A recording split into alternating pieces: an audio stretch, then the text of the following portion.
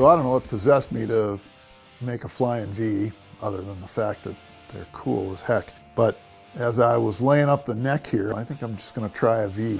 I got a template. It's for a 58 Gibson V, and so it's kind of close to that, but it's not really exactly the same thing. We have a few helpers in the studio today. These are the shop dogs. They like to gnaw leather guitar straps.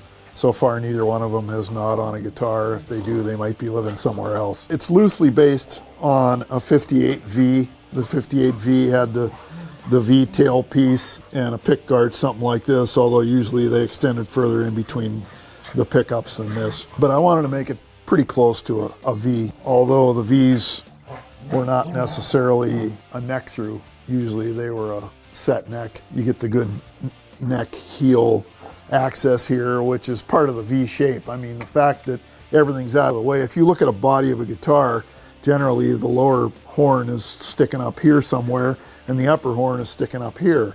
And so it's a little harder to get your fingers in there. And with the V, you can get right up there, especially with that heel the way it is.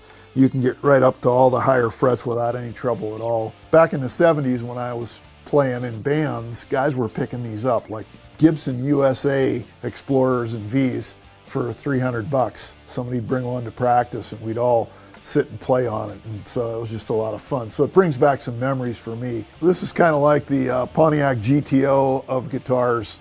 It's one of those things that later on in life you wish you would have hung on to it if you had one, or you wish you would have bought it. There's a variety of woods here. There's Iroko, there's cherry, there's maple. The black and red stripes are dyed oak, and I use those because they dye all the way through, and so you can carve and not carve out of your stain. So they work really nice for doing natural finishes because it'll be black all the way through no matter how much I sand this down. And so I laid up the neck alder, which I think is kind of a nice wood to use. The body halves are alder. The body's laminated together this way. It's chambered a little bit just because I didn't want to turn it into a club. Cut out the halves, routed them a little bit inside just to take a little bit of weight off, and also to make a passage for all the electronics and so forth. There's a layer of oak in between there, dyed oak, and that's what the black stripe is that you see. Custom made pick guard. I've got a couple of videos on making a pick guard. I've got one on making a template, and then one on making the pick guard itself and wiring the guitar. This is 50s style wiring, so it's a little different than modern or classic wiring because of how the tone pot works. You worry about neck dive when there's not a lot of body here, but the body extends down here far enough that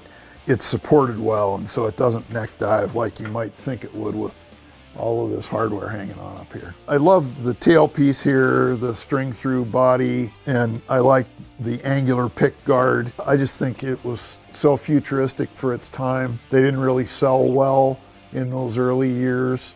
Now they're selling like crazy because people are realizing the cool factor. Making the pick guard, it's quite an involved process, and I've actually got a,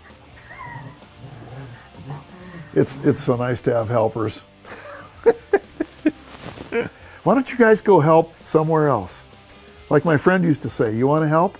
Don't help. Pick guard, established kind of the outside boundaries of this based on what I knew to be some of the dimensions, and just started working from there. Using this body line, seeing where I was going to mount the tailpiece, and then getting that line as well. The Gibson would have the pick guard right up close, right up against the tailpiece pretty much, and a longer in here. So I kind of did my own thing with that. I took a cardboard template and just kind of kept cutting, holding it up here, going, okay, where are the pickup rings gonna sit? Where is the bridge gonna sit? Where's the tailpiece gonna sit? And then started to cut the angles and work my way down and say, okay, well, somehow this thing's got to come to a point. This dimension can't end here or the angle would have been wrong. And so, do I have enough room to carry this out so that I've got this angle matching and also the angle on the edge of the body of the guitar matching, making sure that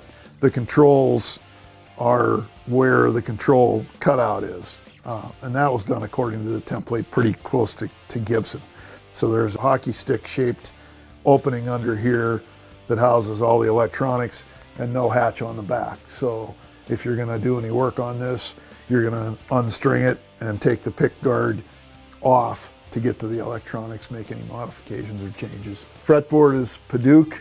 I had to stabilize it, so that was a process with CA glue, just because it's a good fretboard wood. I like the way it feels and the way it sounds, but I was a little worried that it might get chewed up over time, and so I stabilized it a little bit. So I added something to it that would soak in a little bit, make it just a little bit harder, and then shaped it from there. Gold frets, carrying on with the theme of the gold hardware and so forth. Tried to keep the frets smaller. Everybody's going with these king-size jumbo frets that look like a bumper off a car. I wanted this to be, you know, a little more minimalist. It's a flat style. It's not quite like a Gibson, because the Gibson would be angled a little bit in the body here as compared to the fretboard and neck, and this is flat, more like a Fender style, so completely flat. That means the fretboard's got to be a little thicker and stand a little taller off of the surface of the guitar. Seymour Duncan hot rodded humbucker pickups, which I put in lots of guitars. Pearly gates and a whole lot of humbucker and hot rodded humbuckers go in almost everything I build, unless somebody has a specific request for something else. I rarely build single coil guitars. Again, I think that's harkening back to years ago here in Gibson Les Pauls and Explorers and V's, and just liking that sound.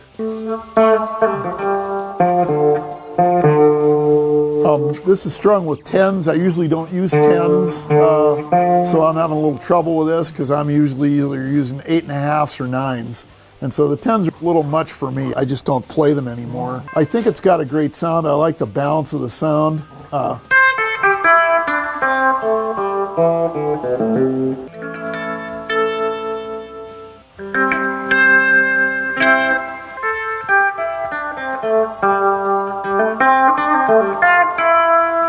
This is pretty clean for this amp at this volume. It sounds really good. I like the balance between the high end and the low end. Still struggling to get used to that a little bit with the 50 style wiring. The tone pot is kind of a whole different animal, and I'm still struggling to get used to that a little bit. I don't know who plays the 50 style wiring, but it kind of comes off the center leg of the tone pot, and so you get a little bit different effect out of it than just dumping highs to ground like a normal tone circuit. It's definitely hard to get used to. It was something that was different than I thought. So I'm still struggling with it. I used to just whip the tone knob around.